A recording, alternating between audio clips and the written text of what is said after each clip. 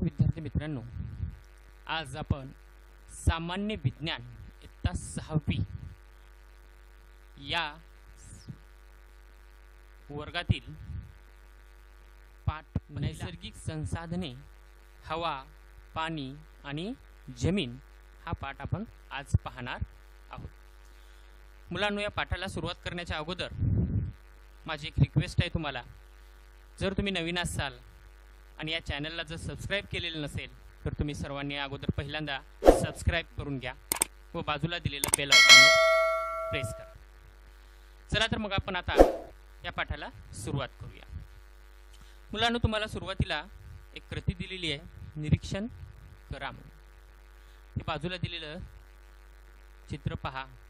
या चित्रामध्ये तुम्हाला काय काय दिसतं काय नाही, इथं खाली दिलेले जे काही प्रश्न आहेत त्या प्रश्नाच्या आधारावर तुम्हाला इथं निरीक्षण करायला सांगितलेलं आहे।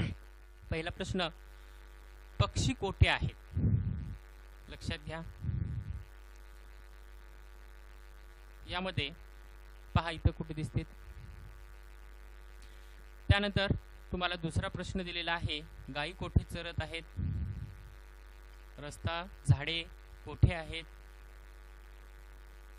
त्यानंतर नदी कोठून वाहत आहे? विमान कुठे आहे? मासे कुठे आहे, कुठे दिसत आहेत? होडी कशावर तरंगत आहे?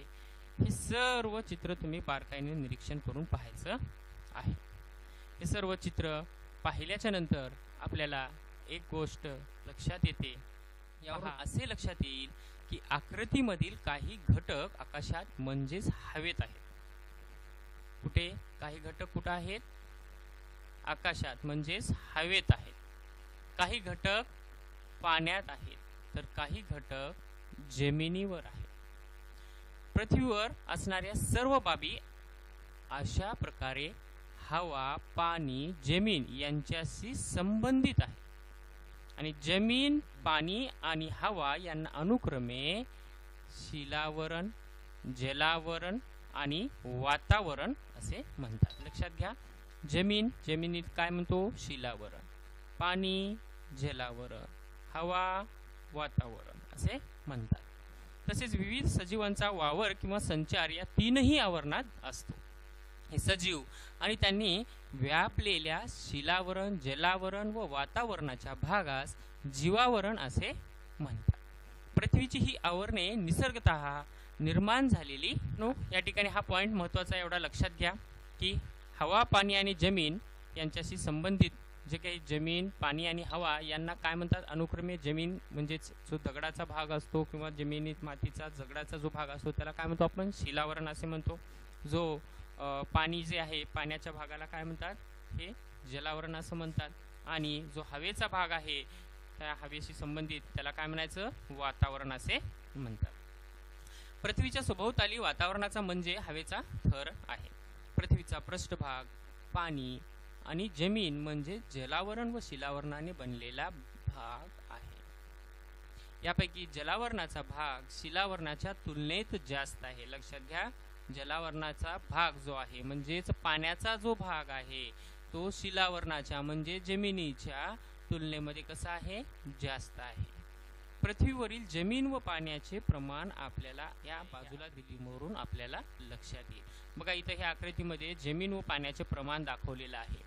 या ठिकाणी जमीन 29% तर पाणी 71%। ही जी आपली पूर्ण पृथ्वी आहे या पृथ्वीवर असलेल्या पूर्ण भागापैकी जमिनीचा भाग हा 29% आहे तर पाण्याने व्यापलेला भाग हा किती आहे? 71% भूभाग आहे। पाण्याने व्यापलेला भाग 71% आहे आणि जमिनीचा जो भूभाग आहे तो 29%। स्थायू, जल आणि वायू रूपातील या नैसर्गिक घटकांकडे आपण संसाधने म्हणून सुद्धा पाहतो, म्हणजेच या घटकांचा वापर आपण आपल्या गरजा पूर्ण करण्यासाठी करतो। आता आपण या तीनही घटकांचा सविस्तर अभ्यास आपल्याला या ठिकाणी करायचा आहे। या तीनही घटकाचा अभ्यास करण्याच्या अगोदर मुलांनो आपण ही आकृती परत एकदा पाहून घेऊया आणि या आकृतीवरून लक्षात येईल की शिलावरण, जलावरण आणि वातावरण कशाला म्हणतो आपण?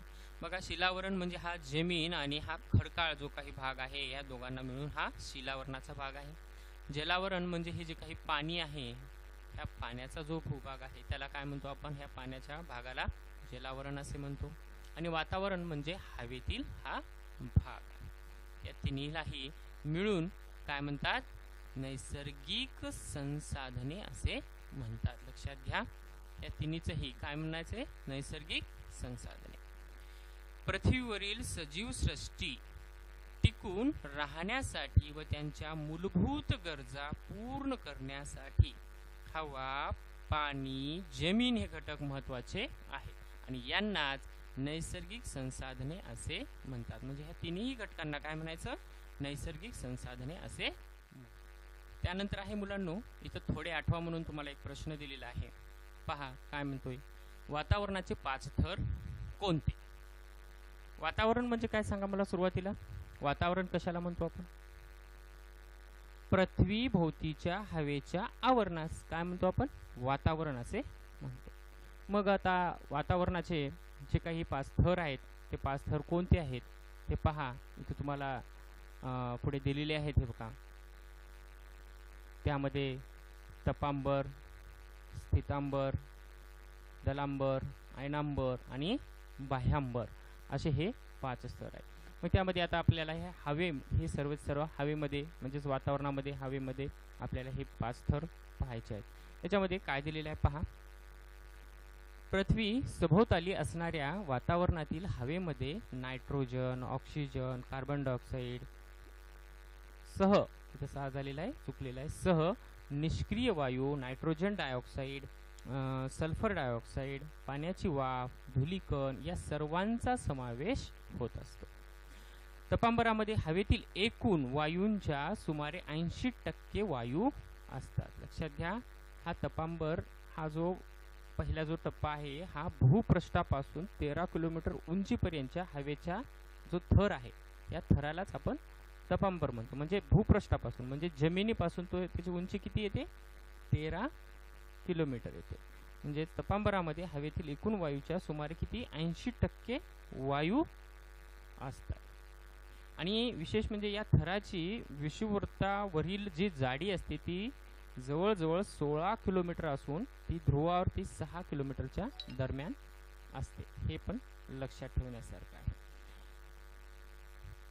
त्यानंतर स्थितांबरात हे प्रमाण सुमारे 19% असते. कुठे? स्थितांबरामध्ये किती दिलेलं आहे प्रमाण? 19% असते.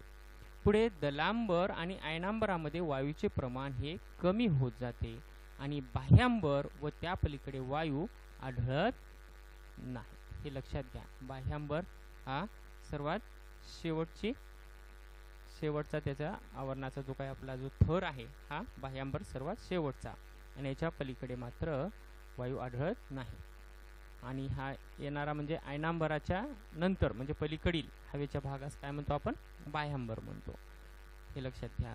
प्रत्येकाची व्याख्या जर असे तयार केली तर कशी होणार?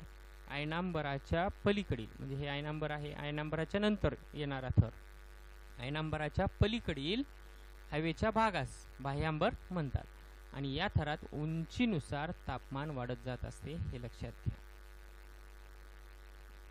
आणि आणखी एक विशेष इथं तुमच्या पुस्तकामध्ये दिलेलं नाही आहे ते की हा जो भाग असतो या भागामध्ये हायड्रोजन सारख्या हलक्या वायूचे अस्तित्व सुद्धा आढळते. हे लक्षात घ्या. त्या पलीकडे मात्र वायू आढळत नाही या बाह्यांबराच्या नंतर.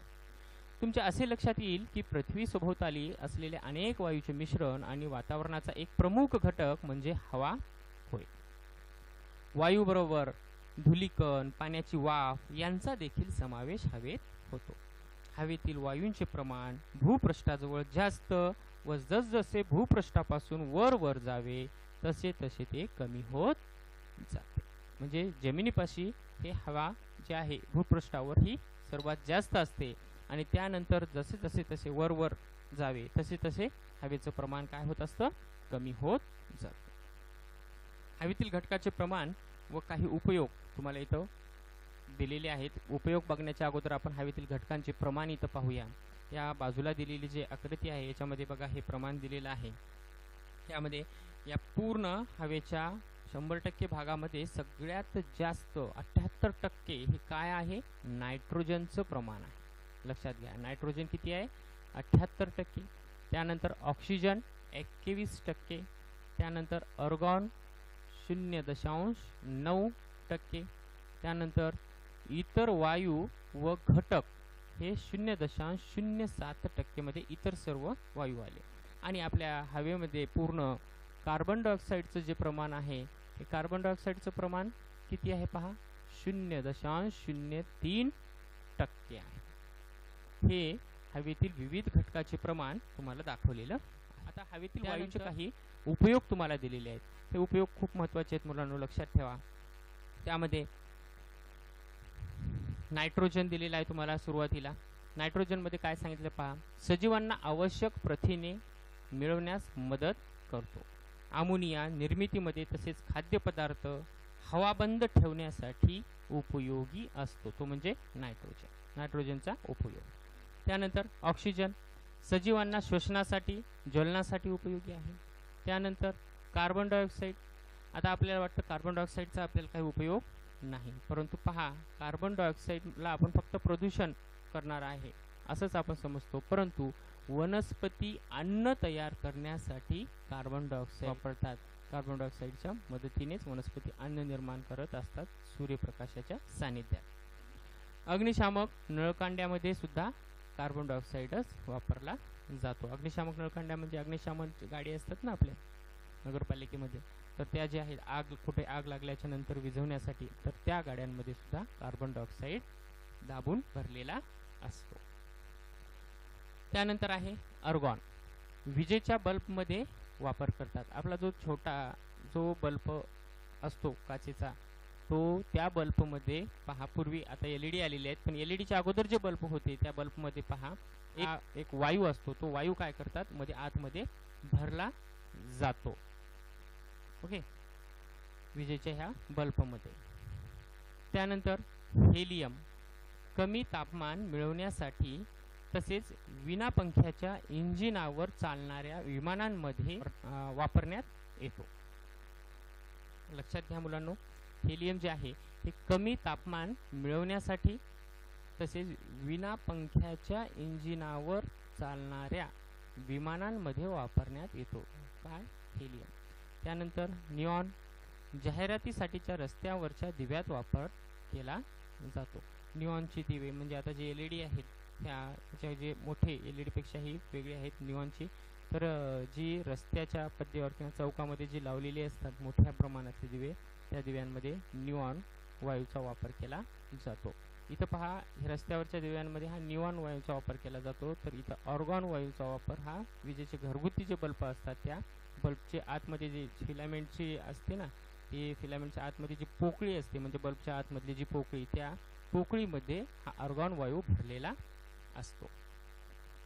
त्यानंतर क्रिप्टॉन फ्लोरोसंट पाईपमध्ये वापर केला जातो. त्याच्यानंतर झेनॉन फ्लॅश फोटोग्राफीमध्ये याचा वापर केला जातो. तर एकूण हवेमधील वायूचे काही उपयोग तुम्हाला या ठिकाणी हे दिलेले आहेत. हे हवेतील वायूचे सर्व उपयोग तुम्ही पाहून घ्या.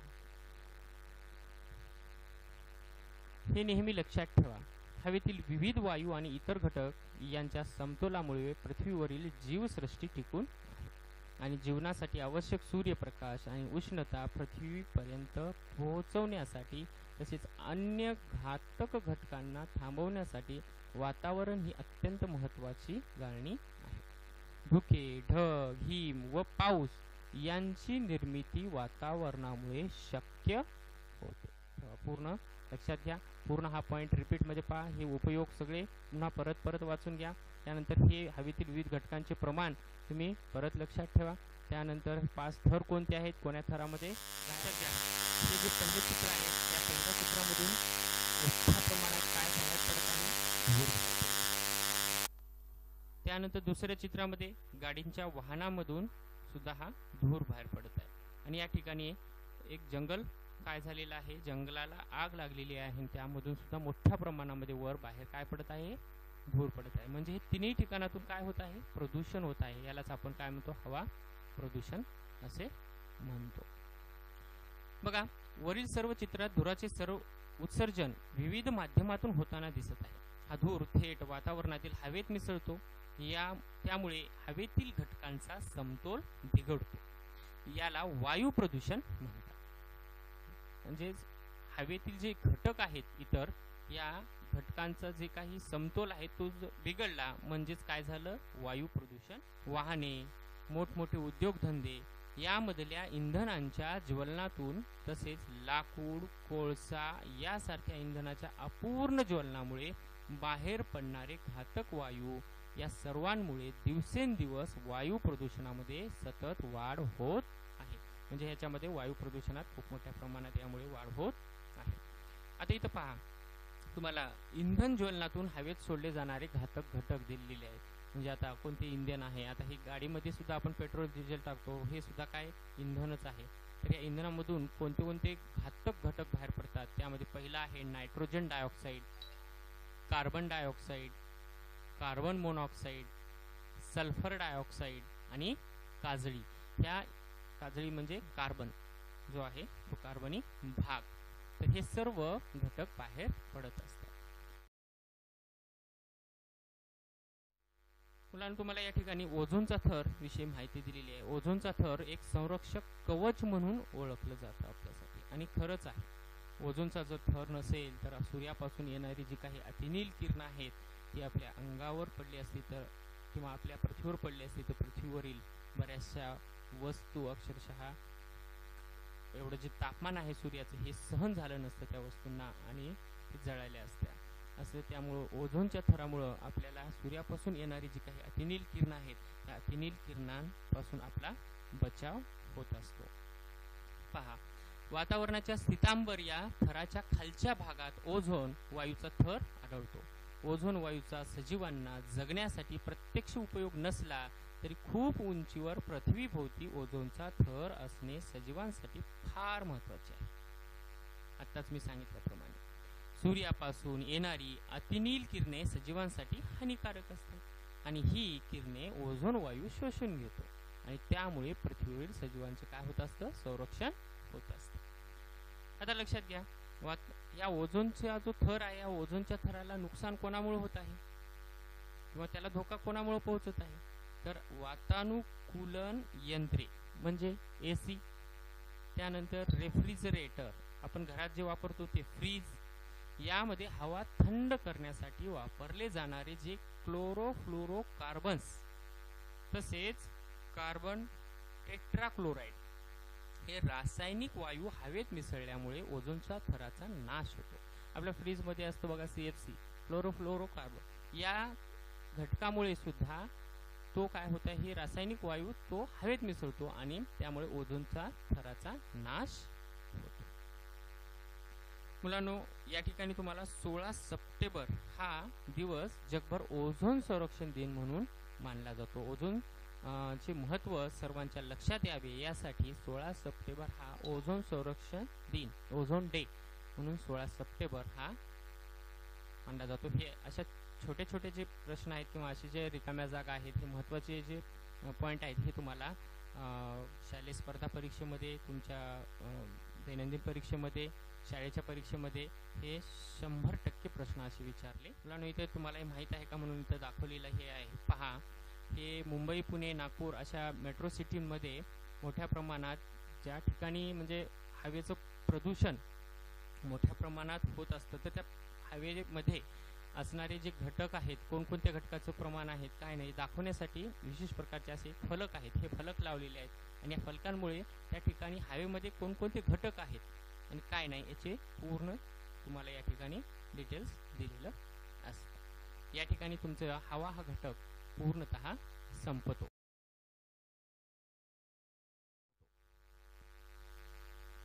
यानंतर मुलांनो, आपल्याला पॉइंट दिलेला आहे पाणी. पाणी म्हणजे वॉटर. तुम्हाला तर माहित आहे, पाणी आपल्या सर्वांसाठी खूप आवश्यक आहे. मग इथं तुम्हाला एक कृती दिलेली आहे. तुम्हाला या कृतीमध्ये असं सांगितलेलं आहे की तुम्ही रोज सकाळी उठल्यापासून ते रात्री झोपेपर्यंत तुमच्या घरामध्ये पाण्याचा वापर कोणकोणत्या कामासाठी केला जातो आणि तो किती होतो, आणि त्यासाठी लागणारं जे पाणी आहे ते किती प्रमाणात आहे. म्हणजे उदाहरणार्थ काही इथं बाजूला दाखवलेलं बघा, पाण्याच्या वापराची कारणे आणि पाण्याचा वापर लिटरमध्ये लिहायचा आहे तुम्हाला. की आंघोळीसाठी तुम्हाला घरात जेवढे माणसं आहेत त्या प्रत्येकांना अंघोळीसाठी किती लिटर पाणी लागतं एकूण, त्यामध्ये दात घासणे, तसंच कपडे भांडी धुणे, फरशी पुसणे, पिण्यासाठी, स्वयंपाकासाठी, म्हणजे एकंदरीत रोजच्या वापर आपण पाण्याचा एकूण वापर किती करतो ही कृती तुम्हाला करायची. आणि ही कृती केल्याच्या नंतर तुम्हाला एक गोष्ट लक्षात येईल की तुमच्या असे लक्षात येईल की पाण्याशिवाय दिवस काढणे हे आपल्या सर्वांना जवळजवळ अशक्य आहे. म्हणजे पाण्याशिवाय आपण राहू शकतो का? नाही. मानवी शरीराच्या सर्व क्रिया सुलभ चालाव्यात म्हणून दररोज 3 ते 4 लिटर पाणी पिण्याची गरज असते. इतर सजीवांना देखील पाण्याची अशीच गरज असते. त्यांच्या शरीराच्या आकारमानानुसार हे प्रमाण कमी जास्त असते. यावरून आपल्याला पाण्याचे महत्त्व लक्षात येते. इथं किती सांगितलेलं आहे तुम्हाला? दररोज कमीत कमी 3 ते 4 लिटर पाणी पिले पाहिजे. त्यानंतर हायड्रोजन वायूचे हवेत ज्वलन झाल्यास तो ऑक्सिजनशी संयोग पावतो आणि या संयोगातून पाण्याची निर्मिती होते. पाण्याची काही वैशिष्ट्ये आपण ह्या मागील इयत्तांमध्ये शिकलेली आहेत. तुम्हाला माहिती आहे मुलांनो, पाण्याचं रेणुसूत्र काय आहे? सांगू शकता कोणी? पाण्याचं रेणुसूत्र काय आहे? H2O. काय पाण्याचे रेणुसूत्र आहे. म्हणजे तिथं सांगितल्याप्रमाणे की हायड्रोजन वायूचे हवेत ज्वलन झाल्यास तो ऑक्सिजनशी संयोग पावतो. म्हणजे हायड्रोजन आणि ऑक्सिजन यांचं दोघांचं कॉम्बिनेशन होतं आणि यापासून काय तयार होतं? पाणी तयार होते. त्यानंतर इथं पहा, सर्वसाधारण तापमानात पाणी 3 अवस्थांमध्ये आढळते. पाण्याला रंग, चव व वास नसतो, हे लक्षात ठेवा. अनेक पदार्थ पाण्यामध्ये सहज विरघळतात म्हणून पाणी हे वैश्विक विद्रावक आहे. पाण्याला काय म्हणतात? वैश्विक विद्रावक. म्हणजे याच्यामध्ये कोणताही पदार्थ काय पाण्यामध्ये सहज विरघळतो म्हणून हा वैश्विक विद्रावक आहे. प्राण्यांमधील रक्त, वनस्पतीमधील रसद्रव्य यामध्ये देखील पाण्याचे प्रमाण सर्वाधिक असते. आता आपल्या शरीरामध्ये रक्त आहे, प्राण्यांमध्ये सुद्धा रक्त आहे, याच्यामध्ये सुद्धा पाण्याचं प्रमाण असतं. वनस्पतीमधील सुद्धा रसद्रव्य असतात, त्या रसद्रव्यांमध्ये सुद्धा पाण्याचं प्रमाण असतं. कोणत्याही सजीवाला पाण्याशिवाय जिवंत राहणे शक्य नाही म्हणून पाण्याला जीवन असे म्हणतात. हे लक्षात. आता त्यानंतर तुम्हाला या ठिकाणी निरीक्षण करा व चर्चा करा म्हणून पुन्हा एक आणखीन तुम्हाला आकृती दाखवलेली आहे की पृथ्वीवरील पूर्ण 100% पाणी या ठिकाणी तुम्हाला दाखवलेलं आहे. आणि या 100% पाण्यापैकी पिण्यासाठी किती प्रमाणात पाणी उपयोगी आहे? बर्फाच्या स्वरूपात असलेलं पाणी किती आहे? आणि समुद्राच्या ह्याच्यामध्ये म्हणजेच महासागरांमध्ये जे की खारट पाणी असतं ते त्याचं प्रमाण किती आहे? बघा, लक्षात घ्या, पृथ्वीवरील पाण्याचे हे वितरण आहे. तर समुद्र आणि महासागर याच्यामध्ये हे निळा जो भाग दाखवलेला आहे, हा निळ्या भागामध्ये हे पूर्णच्या पूर्ण पाणी समुद्रामध्ये आणि महासागरामध्ये आहे. मला सांगा, आपण समुद्राचं पाणी पितो का? नाही.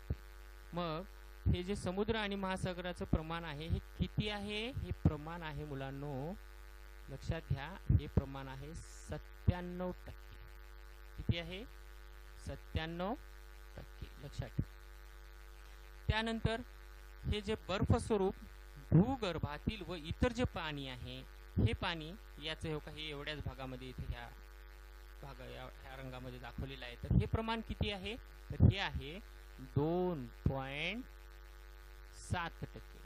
लक्षात ठेवा, किती आहे? 2.7%. कोणतं? हे प्रमाण. आणि त्यानंतर पिण्यासाठी जे उपलब्ध असलेलं पाणी आहे ह्या रंगामध्ये इथं थोड्याशा प्रमाणात दाखवलेलं आहे आणि ह्याचं प्रमाण किती राहणार आहे? मग आता उरले किती? हे प्रमाण आहे 0.3%. बघा, लक्षात घ्या, हे जे पाणी आहे किती आहे? 0.3.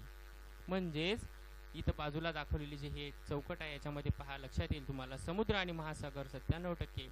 या ठिकाणी काय येणार? बर्फाच्या स्वरूपात किंवा भूगर्भातील व इतर पाणी जे आहे ते 2.7%. आणि त्याच्यानंतर पिण्यासाठी उपलब्ध पाणी जे गोडे पाणी आहे ज्याचा आपण पिण्यासाठी वापर करतो ते 0.3% असं एकूण 100% याचं प्रमाण होईल. त्यानंतर पृथ्वीवरील सर्व पाणी आपण वापरू शकत नाही, कारण समुद्रातील पाणी खारट आहे, काही पाणी गोठलेल्या अवस्थेत आहे आणि अत्यल्प पाणी पिण्यासाठी उपलब्ध आहे. म्हणूनच पिण्याचं पाणी हे अत्यंत काळजीनं वापरलं पाहिजे, कारण का पिण्याच्या पाण्याचं प्रमाण जे आहे ते खूप कमी आहे आणि तरी देखील ते सर्व सजीवांना पुरेसे आहे. हे त्यानंतर निरीक्षण करावं, चर्चा करा, असा तुम्हाला पुढे प्रश्न केलेला आहे. बघा काय म्हणलेलं आहे, पाण्याचा वापर कोणकोणत्या कारणांसाठी केला जातो. आता हे तर तुम्हाला सर्वांना माहित आहे कोणकोणत्या कारणांसाठी केला जातो. बघा हे चित्राचं निरीक्षण करा. पृथ्वीवरील पाण्याचा वापर कसा कुठं कुठे केला जातो. एवढा मोठा कारखाना आहे या ठिकाणी, या कारखान्यामध्ये सुद्धा पाण्याचा वापर केला जातो. या डॅममधून येणार हे पाणी आहे. बघा हे कोणी गाड्या धुण्यासाठी, कोणी आंघोळीसाठी, कोणी धुण्यासाठी, तर इकडे शेती करण्यासाठी या ठिकाणी जमीन वापरला जातो. या ठिकाणी इथं घरगुती वापरासाठी, कारखान्यासाठी, त्यानंतर बघा इथे पाण्याची टाकी ह्या घरगुती पूर्ण ह्या घराला पाणी पाठवण्यासाठी, तसेच याच कारखान्यातील जे काही मळी आहे, जे घाण पाणी आहे ते सुद्धा इकडेच असं पाठवलं जातं. म्हणजे हे सर्व काय आहे या चित्रामध्ये तुम्हाला निरीक्षण करायला सांगितलेलं आहे. इतर पशु पक्षी वरील प्रमाणे पाण्याचा वापर करतात का. आपण मोठ्या प्रमाणावर पाण्याचा वापर करतो.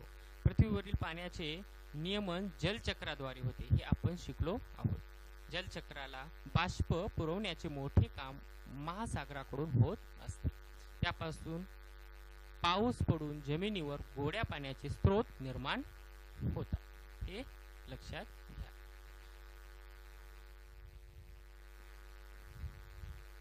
पाणी मिळवण्यासाठी ओढे, नदी, छोटी तळी, झरे, सरोवरे हे जमिनीवरील नैसर्गिक स्रोत आपण वापरतोच.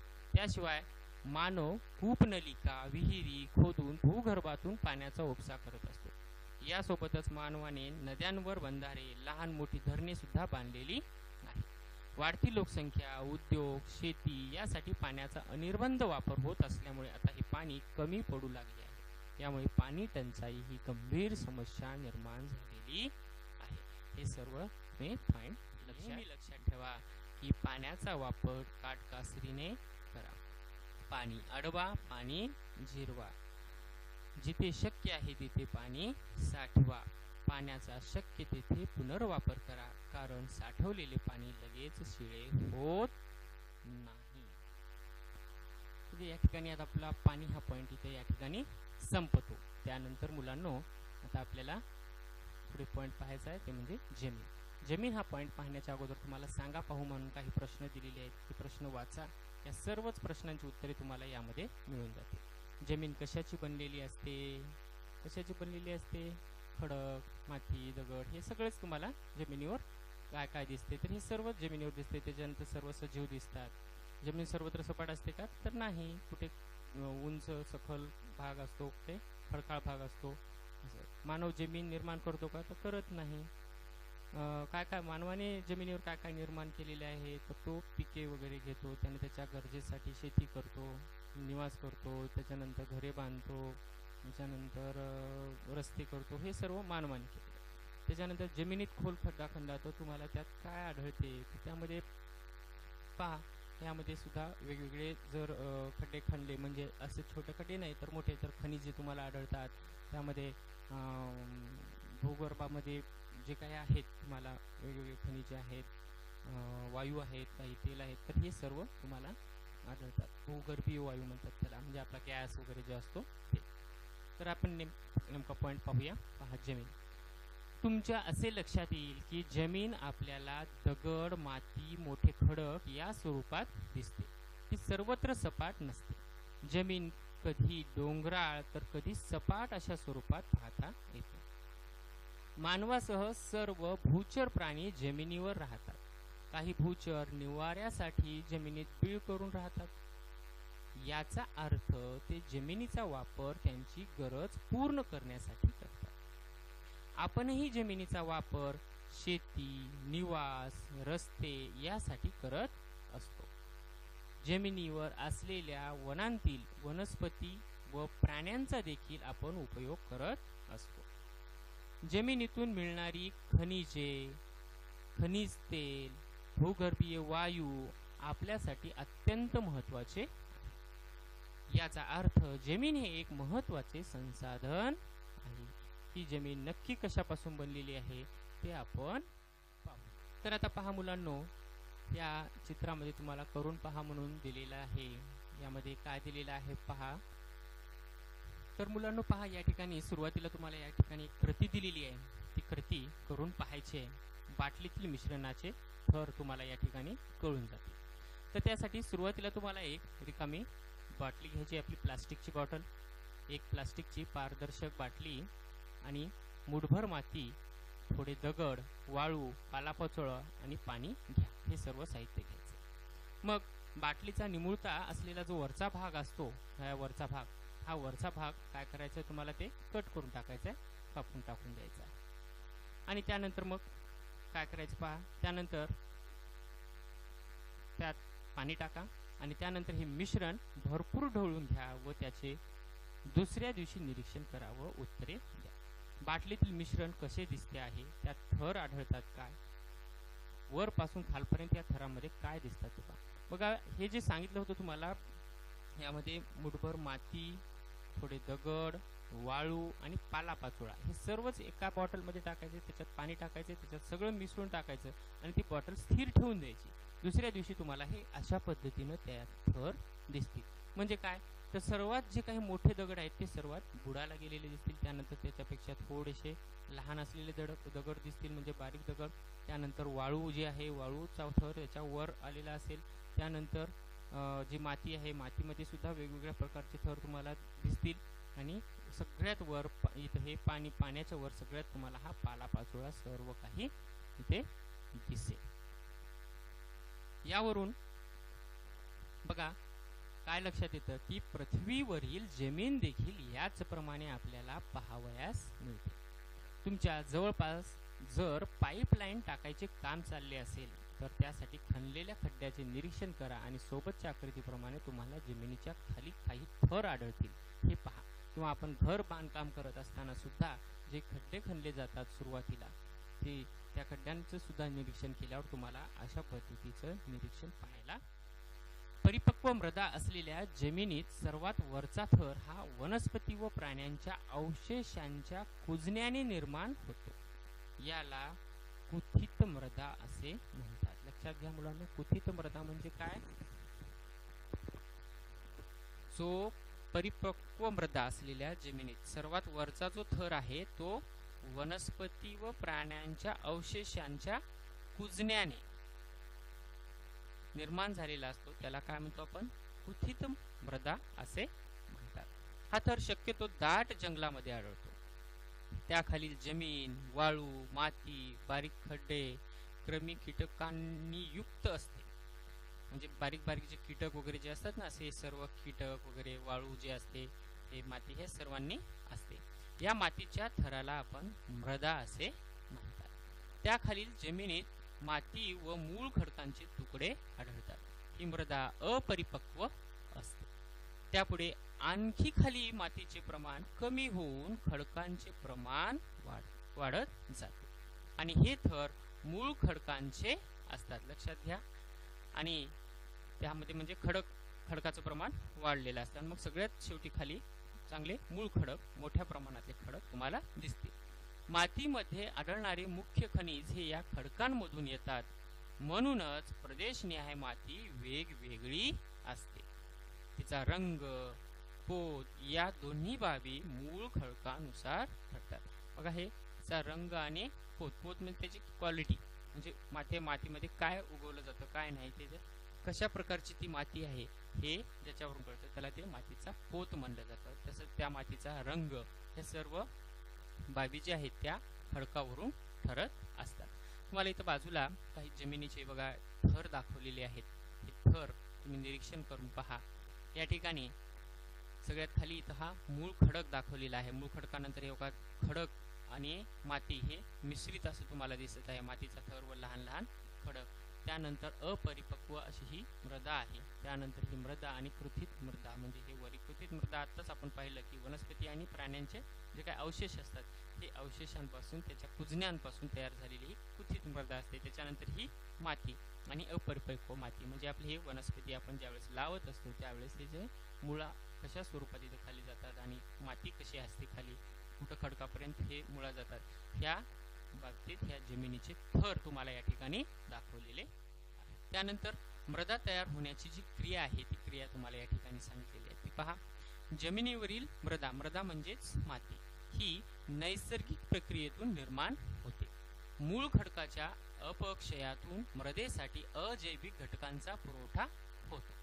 ऊन, वारा व पाऊस यापासून निर्माण होणाऱ्या उष्णता, थंडी व पाण्यामुळे मूळ खडकांचे तुकडे होतात. त्यापासून खडे, वाळू, माती तयार होते. या घटकांमध्ये सूक्ष्मजीव, कृमी, कीटक आढळतात आणि उंदीर घुशी सारखे कृदंत प्राणीही यामध्ये आढळतात. तसेच जमिनीवरील झाडांची मुळे देखील खडकाच्या अपक्षयास मदत करतात. म्हणजे अपक्षयास म्हणजे खडकाचा अपक्षय कशाला म्हणतो? खडकाचा अपक्षय म्हणजे खडकामध्ये जे भेगा पडतात किंवा खडक जो चुरा होतो, खडक जो तुटतो तो. मृदा निर्मितीची प्रक्रिया मंद गतीने सतत सुरू असते. परिपक्व मृदेचा, हे अतिशय महत्वाचे आहे लक्षात ठेवा, परिपक्व मृदेचा 2.5 सेंटीमीटरचा थर तयार होण्यासाठी सुमारे 1000 वर्ष लागतात. म्हणजे 1000 वर्षामध्ये किती? 2.5 सेंटीमीटरचा थर तयार होतो. लक्षात घ्या मुलांनो, हे खूप व्हेरी इम्पॉर्टंट आहे तुमच्यासाठी. लक्षात घ्या की 1000 जे वर्ष आहेत ह्या 1000 वर्षामध्ये केवळ 2.5 सेंटीमीटर मातीचा थर तयार होत असतो. ओके. त्यानंतर पूर परिस्थिती, वादळी वारे आणि मानवाच्या खाणकामासारख्या कृतीमुळे मात्र जमिनीचे खूप मोठ्या प्रमाणात नष्ट होऊ लागतात. म्हणजे मातीचे खूप मोठ्या प्रमाणात नुकसान होत असते. म्हणूनच मृदा संधारण करणे म्हणजेच त्याची जपणूक करणे, त्याच्यानंतर त्याची जमिनीची धूप थांबवणे आवश्यक असते. यासाठी सर्वोत्तम उपाय म्हणजे जमिनीवरील वनस्पतींचे आच्छादन वाढवणे. आता जमिनीवरचे आच्छादन वाढवणे म्हणजे आच्छादन म्हणजे काय करायचे? आच्छादन म्हणजे काय? आपल्याला काय मोठं जमिनीला काय झाकून ठेवायचं का? जमीन कशी झाकून ठेवायची? हो, जमिनीला आपल्याला आच्छादन करणे म्हणजे झाकून ठेवणे. पण जमीन आज कशाने झाकायची? तर त्यावर गवत, झाडे, झुडपे हे जर आपण लावले तर आपोआपच आपली जमीन काय होईल? झाकली जाईल, म्हणजे आच्छादित केली जाईल आणि त्यामुळे जमिनीची धूप कमी होईल. हे आपल्याला या ठिकाणी लक्षात येईल. त्यानंतर मुलांना तुम्हाला या ठिकाणी आणखीन एक करून पहा म्हणून प्रति दिलेली आहे, ही तुम्ही करून पाहू शकता. त्यामध्ये आपल्या आजूबाजूला किंवा परिसरामध्ये असलेली वेगवेगळ्या प्रकारची जी काही माती आहे ती माती, वेगवेगळ्या रंगांची माती घ्या.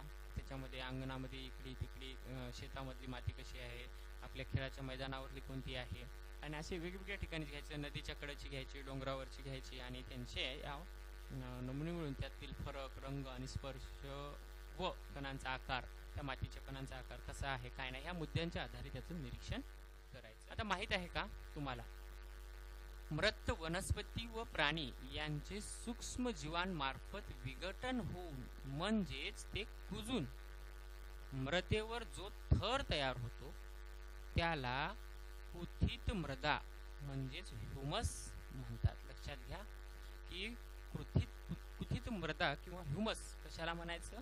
की ज्या काही वनस्पती, प्राणी यांचं विघटन झाल्याच्या नंतर ते कुजून जातात, म्हणजे त्यांचं विघटन होऊन जातं आणि त्याच्यावर मग ते जमिनीवर पडून राहतात. मग त्यापासून जे काही जो थर तयार होतो मातीवर त्यालाच आपण कुथित मृदा असे म्हणतो.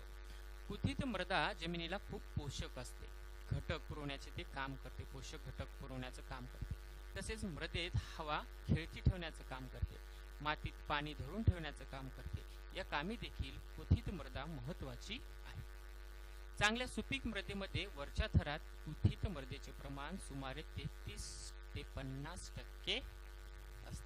हे लक्षात घ्या.